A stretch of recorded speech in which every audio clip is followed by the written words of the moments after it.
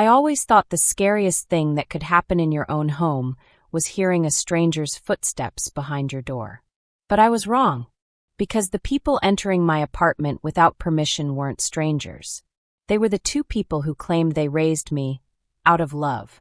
The day I checked the footage and saw my parents inside my living room, gloves on, whispering to each other, opening drawers I never gave them access to, that was the moment my stomach hit the floor. And believe me, what they were looking for and why they kept coming back is darker than anything I ever expected. Before I show you exactly how I got the final proof, and how their panic exposed the truth they hid for years, make sure you subscribe right now. Because if something like this ever happened in your home, you'd want to recognize the signs before it's too late. And if you're still not subscribing, tell me in the comments, what's holding you back? I promise I read every one. Let me take you back to where this really started. Not the break-ins, not the cameras, but the moment I realized that the people who raised me never actually wanted me to stand on my own 2 feet. It was a family barbecue in Huntersville, North Carolina. One of those humid summer afternoons where the air sticks to your skin and everyone pretends everything is fine because there's potato salad on the table and cousins are taking selfies by the grill. I was 26 years old. I had just signed the lease on my first apartment in Charlotte, a tiny one-bedroom with terrible water pressure, but a view of the city that made me feel like I was finally becoming the person I was supposed to be. I was proud. Stupid, naive, hopeful, proud. My mother didn't see it that way. We were sitting at this long picnic table under a canopy, and I made the mistake, the absolute mistake, of mentioning that I'd started taking on freelance design work. Small projects. Nothing huge. Just enough to supplement my income and build a portfolio. And my mother? She laughed. Not a polite chuckle. Not an encouraging smile.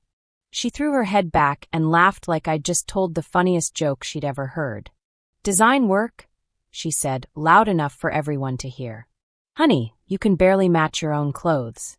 Who's paying you to design anything? The table went quiet. Not the good kind of quiet. The kind where everyone suddenly finds their coleslaw very interesting. I felt my face go hot. My chest tightened. I wanted to disappear, to melt into the bench, to become invisible. And then, God, this is the part that still makes my hands shake. My cousin pulled out her phone. She recorded it. She actually recorded my mother mocking me, and I could see her smirking behind the screen like this was content, like my humiliation was entertainment. I excused myself, walked to the bathroom inside the house, locked the door, stared at myself in the mirror, and tried to remember how to breathe. That's when I heard my grandmother's voice in my head. She'd passed away 2 years earlier, but her words lived in me like a scar that wouldn't fade. She told me once, "Baby, some people fear your independence more than they fear your failure. And those people, they'll do anything to keep you small." I didn't understand it then. I understand it now. Have you ever been embarrassed by someone who was supposed to protect you? Tell me in the comments, because some wounds never fade unless we speak them out loud. I left that barbecue early. Didn't say goodbye. Just got in my car and drove back to my apartment in Charlotte, the one my mother thought was a joke, the one I was so damn proud of. And I swore to myself, that I would never let them make me feel that small again. But here's the thing about people who need to control you. They don't just let you walk away. They follow. It started small. So small I almost convinced myself I was imagining it. I'd come home from work and find little things off. The living room curtain pulled slightly to the left when I always kept it centered. The dish soap bottle moved from the left side of the sink to the right. A container of leftovers in the fridge pushed to the back when I knew I'd left it in front. At first, I thought maybe I was losing my mind. Stress does that, right? Makes you question your own memory, your own reality. But then it kept happening. I called my landlord, asked if maintenance had come by, if anyone had entered my unit. He checked the logs. No work orders. No entry records. No one had been inside. That's when the fear started to creep in. The kind that sits in your stomach like a stone and doesn't leave. I couldn't afford much, but I scraped together enough to buy a small hidden camera. Nothing fancy. Just a little thing I tucked on top of my bookshelf, angled toward the front door and living room. I didn't even know if it would work. I just needed to know. I needed to know I wasn't crazy. 3 days later, I came home from work, exhausted, ready to collapse on the couch. I almost didn't check the camera. Almost. But something in me, some instinct, some voice that sounded a lot like my grandmother's, told me to look. So I pulled up the footage on my phone. And there they were. My parents. Standing in my living room. Wearing gloves. Whispering to each other like they were planning a heist, like this was normal, like they had every right to be there. My mother opened the drawer in my coffee table. My father checked behind the couch cushions. They moved through my space like detectives, like I was a suspect, like my home was a crime scene. I watched the entire thing. 11 minutes. I didn't blink. I didn't breathe. And when it was over, I sat on my bed in the dark and felt something inside me crack wide open. They had a spare key. The one I gave them for emergencies. The one I trusted them with because they were my parents and you're supposed to trust your parents. But trust? Trust was a weapon they'd been using against me this whole time. What would you have done if you saw your own parents in your home like that? Comment crossed the line, if you'd call them out immediately. I didn't call them. Not that night. Not the next day. Because I knew somewhere deep in my bones that this wasn't the whole story. And I was right. I didn't confront them. I didn't scream or cry or demand answers. I did something scarier. I went silent. I stopped answering their calls as often. Kept my texts short. Polite. Distant. And I started working. Working like my life depended on it. Because in a way it did. I picked up double shifts at my day job. Spent my nights in coffee shops and co-working spaces, teaching myself advanced design software, building a portfolio that didn't look like a joke. I landed my first real client in Austin. Then one in Denver. Then Portland. Small projects that turned into bigger ones. Testimonials that turned into referrals. I learned something during those months. I learned that silence is not weakness. Silence is strategy. I moved out of that apartment in Charlotte. Found a place in Greensboro, a gated complex with key card entry and security cameras everywhere. A place my parents couldn't just walk into. I didn't tell them I was moving. I hired movers on a Tuesday morning while they thought I was at work. Packed up my entire life in 6 hours. Left no forwarding address. And I started documenting everything. Every text message. Every voicemail. Every time they showed up unannounced. I kept records like I was building a legal case. Because maybe I was. I was becoming someone new. Someone stronger. Someone they didn't recognize. And honestly, I didn't recognize myself either. But I liked her. Stick with me, because the second twist? It changes everything they pretended to be. I thought the new apartment would be the end of it. Gated entry. Key card access. Security that actually worked. I thought I was safe. I wasn't. 2 months after I moved to Greensboro, I came home and felt it again. That same sick feeling in my gut. The drawer in my bedroom. Barely open. Just a crack. Shoe prints on the carpet near the closet. Not mine. Too big. I checked every camera I'd installed. Reviewed every angle. And there they were. Again. But this time I saw something different. Something that made my blood run cold. They weren't just looking around. They were searching. Methodically. Deliberately. My father opened the filing cabinet in my office. My mother checked inside the storage ottoman. They went through my closet shelf by shelf, lifting boxes, moving bags like they were hunting for something specific. I watched my mother pause at my desk. She opened the drawer where I keep my important documents, birth certificate, social security card, old family photos. She pulled out the envelope I'd labeled Grandma's things. And she froze. My father came over. They whispered. I couldn't hear what they were saying, but I could see their faces. Panic. That's when I started putting the pieces together. My grandmother had left me something. Not money. Not jewelry. A document. An old deed to property in Virginia that had been in her family for generations. She'd given it to me a month before she died. Told me to keep it safe. Told me it was mine now. I didn't think much of it at the time. It was just paper. Just history. But apparently my parents thought differently. The messages started after that. Not the usual, "How are you?" texts. These were different. "We need to talk about Grandma's estate. There are things you don't understand. You have something that doesn't belong to you." The last one, that one made me laugh. A bitter, angry laugh that echoed in my empty apartment. Something that didn't belong to me? She gave it to me.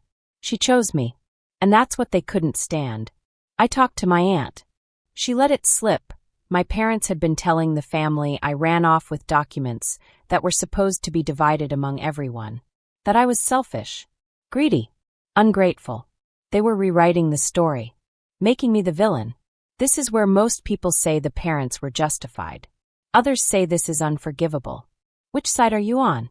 I stared at that camera footage for hours, watched them search my home over and over again. And I made a decision. I moved again. One last time. Winston-Salem. A city they'd never think to look.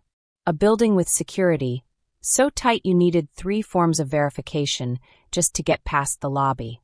I hired movers in the middle of the week. Packed everything in 8 hours. Left nothing behind but dust and silence. I didn't tell them. Didn't tell anyone in the family. I just disappeared. And then I waited. 3 days later, my phone started blowing up. Missed calls. Voicemails. Texts that went from concerned to angry to desperate. "Where are you? Answer your phone right now. We drove to your apartment and you're gone. What is wrong with you?" I didn't respond.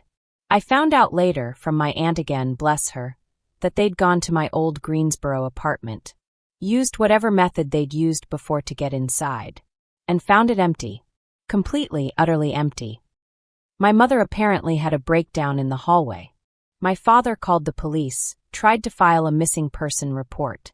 The officer told him I was an adult and had every right to move without telling anyone. They called my old co-workers. My landlord. They even tried to track my phone, but I'd changed my number. I watched from Winston-Salem, from my new apartment with the view of the city skyline, and I felt something I hadn't felt in years. Peace. Not happiness. Not joy. Just peace. The kind that comes when you finally stop running and realize you've already won. If this was happening in your home, would you even feel safe sleeping? Subscribe, seriously, because the next part? People need to hear it. I didn't plan to see them again. Honestly, I would have been fine never speaking to them for the rest of my life. But my aunt convinced me. Said they were falling apart. Said they needed closure. I didn't owe them closure. But I owed myself the chance to say what I needed to say. So I agreed to meet them. On my terms. My location. My rules. I chose a conference room at a co-working space in Durham. Glass walls. Other people nearby. Witnesses. They walked in looking like they'd aged 10 years and 6 months. My mother's eyes were red. My father's hands were shaking. I sat across from them, my laptop open in front of me, and I didn't say a word. My mother started crying immediately. We were so worried. I held up my hand. "Stop." She stopped. I turned my laptop around and pressed play. The footage rolled. Them in my first apartment. Them in my Greensboro place. Gloves. Whispers. Searching. Invading. They watched in silence. My father's jaw clenched. My mother looked away. When it ended, I closed the laptop. "Explain," I said. One word. No emotion. My father spoke first. His voice cracked. "We just wanted to make sure you were okay." "Lie again," I interrupted. "And I walk out right now." He deflated. Slumped in his chair like a balloon losing air. My mother finally looked at me. "The property. From your grandmother. It's worth money. A lot of money. And we thought it should be divided. Among the family. Not just you." "She gave it to me," I said. "It was hers to give. But we're her children. And I'm hers too. She chose me. Not you. Me." The silence that followed was suffocating. My father finally broke. "We were scared," he whispered. "Scared you'd leave us behind. That you'd take everything and forget about us." I stared at him. This man who raised me. This man who broke into my home. "You were right to be scared," I said. "Because that's exactly what I'm doing. Tell me honestly, would you forgive them? or walk away entirely. I didn't yell. I didn't scream. I didn't cry.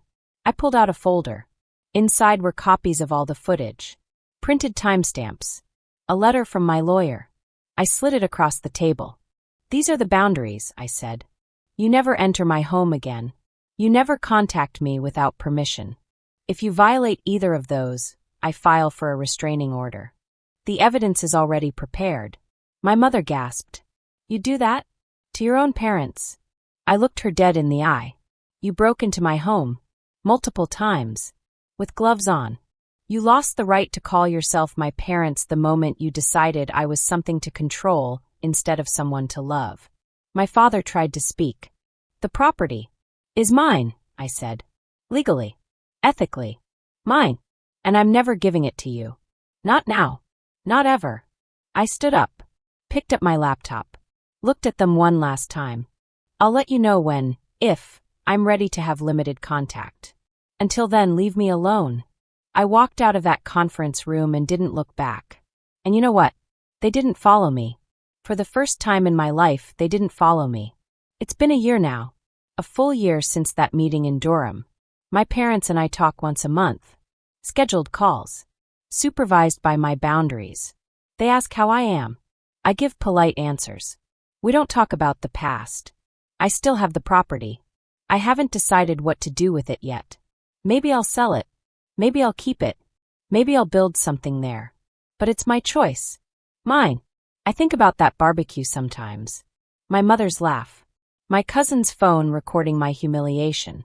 The way I ran to the bathroom and stared at myself in the mirror, wishing I could be anyone else. I don't wish that anymore.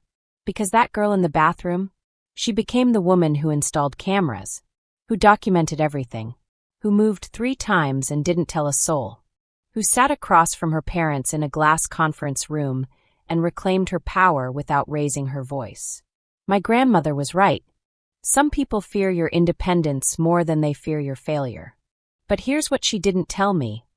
Your independence is worth more than their fear. You don't owe anyone access to your life just because they gave you life. You don't owe anyone forgiveness just because they're family. You don't owe anyone your peace just because they're drowning in their own chaos. What you owe yourself is this: boundaries that hold. A home that's yours. A life that's yours. A story that's yours. And if anyone tries to take that from you, even the people who raised you, you have every right to disappear into the safety you built with your own 2 hands. If you've ever had someone cross your boundaries, share your story.